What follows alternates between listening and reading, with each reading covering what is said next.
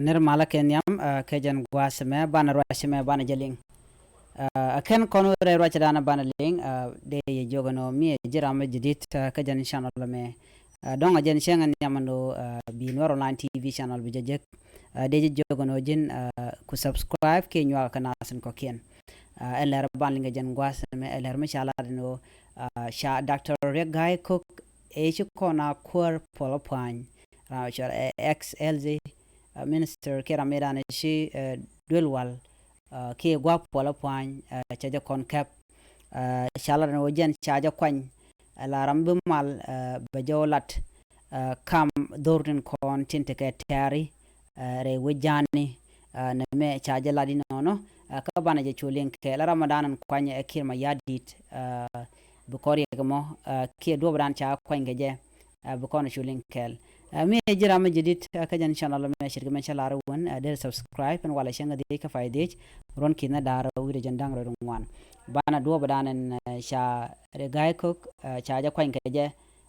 la kwar mi bu mal bi wala re wichin wini bu kono chulen kel gwasa me shirka ma ngai kono no won ki man channeling chala den wo sha regay ko cha ja kwan self ke ma yadit en o jen bala ramadan la kwer mala en mala mo ba jolat re wake greater bar gazal kam durten kon tinte kori kam ken karodien ken ten kon te katare dr ya gay ko kwan kaje la kwer mala ka do brana chagu keje sel ke ma jadi no der mal der je yigun no ngan wini shala no jaraman binas wo loch mare re wake en wini la wajane sel ke ma jadi are wika bargazal ci sugdu le tun wana long chala no chicken teke tare ala jang kam ni ken karodian ci karodian na lo karodian cha dr gay ko cha ko kwanyo jara mandanen bi mali bi ko la den wini chit kamen ngai ke jeno ala kam wojen chala twitch ke jang kon teke twitch ka warap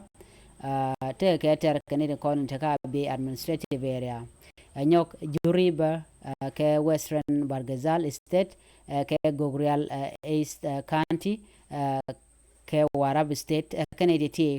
teken ga tere kam niken kaka jang lo karodian shala no shidne ti ke wid ti tende ke tere sha dr gaiko sha kwanya no be mala mo ba jono re wishin wini ka fiko gor ka jano be mal ba ben re wajane ke ten content dien kana tegeten ken wida ti ken wida konen cha dr gaiko cha ya kwanten ko ba mala mo be jowo jatu wano eno cha dr gaiko cha ya la score makir gaite wun mulat ken o jene gwanya gada ke tycoon ke businessman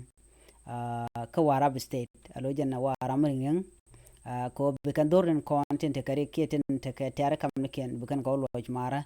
shawra jamo shaja lari nono ajan chaja ngat ka chaja kwan ken team ni to ko ken ke bond ko ken te bekan malo non wini selbo ke ma yadi de janana ajani gor jano kan tugdu de yalan content ka tare ba ka yig loj mara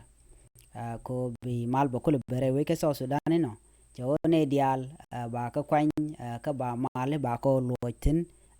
mite gane te shoriya na kene te kaiter cha goro no bi rik bikala togan wini she dr gay ko che jo kwanya lawo jara mandanen gujen go bi mal bi no re wo janen wini ke wo dinka che kemen chaling na me ajen le dandi yen ling le ramen no kaja ke tv dung so sudan dit mala roini lari kene de konen cha wo kene de konen cha kwan la ja la kalat keten ajen le dande kon linga jen gwasme gor no jen bijen nyaka nasin ko kien ko de le titi de kan kullu mala chu gwasne ten gor kon ken o de ke chupten chu je pare jen obi subscribe ke bi notification bell bi jetwan ko bi ka mala chu kan lere gor no bi subscribe no no ajen dande kon ling ani biate kamal bye bye